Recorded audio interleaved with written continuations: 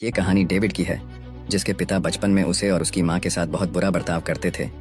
एक बार तो डेविड के पिता ने उनकी माँ को इतनी जोर से मारा कि वो बेहोश हो गई, और जब डेविड अपनी माँ को बचाने गए तो उनके पिता ने उन्हें भी बेल्ट से बहुत मारा। और कई सालों तक ऐसे ही उनके पिता डेविड और उसकी माँ को मारते थे। इसीलिए तंग आकर एक दिन डेविड की माँ उसके पिता को छोड़ देती हैं और डेविड को लेकर एक गाँव में स्विफ्ट हो जाती है।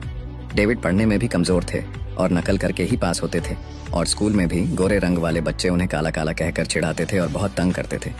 डेविड स्कूल के बदमाश लड़कों से डरते थे, इसीलिए स्कूल भी नहीं जाते थे।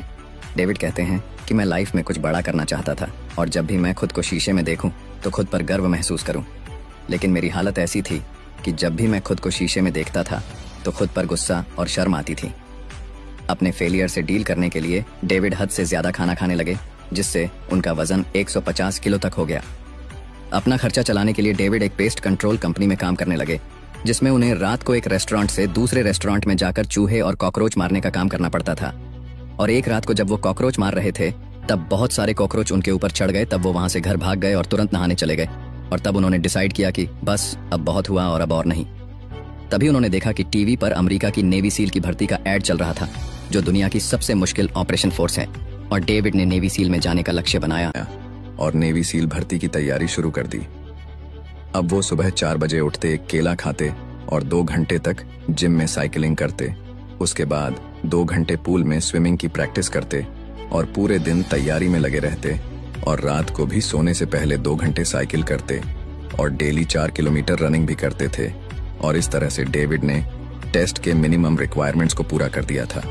लेकिन ये तो अभी शुरुआत थी, क्योंकि नेवी सील बनने के लिए 6 महीने की ट्रेनिंग होती है, और इस ट्रेनिंग को एवरेज सिर्फ 20% लोग ही पूरा कर पाते हैं।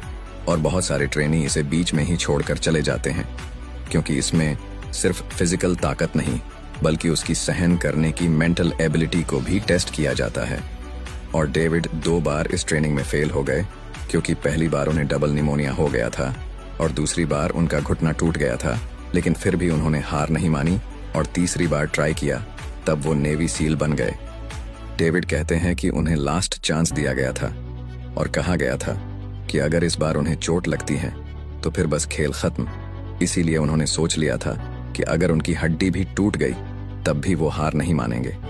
और डेविड दुनिया के अकेले ऐसे शख्स हैं जिन्होंने 3 बार नेवी सील की ट्रेनिंग ली और अंत में सिलेक्ट हो गए। और आज डेविड गॉगिन्स दुनिया भर के लोगों के लिए एक इंस्पिरेशन है और लाखों लोग उन्हें फॉलो करते हैं।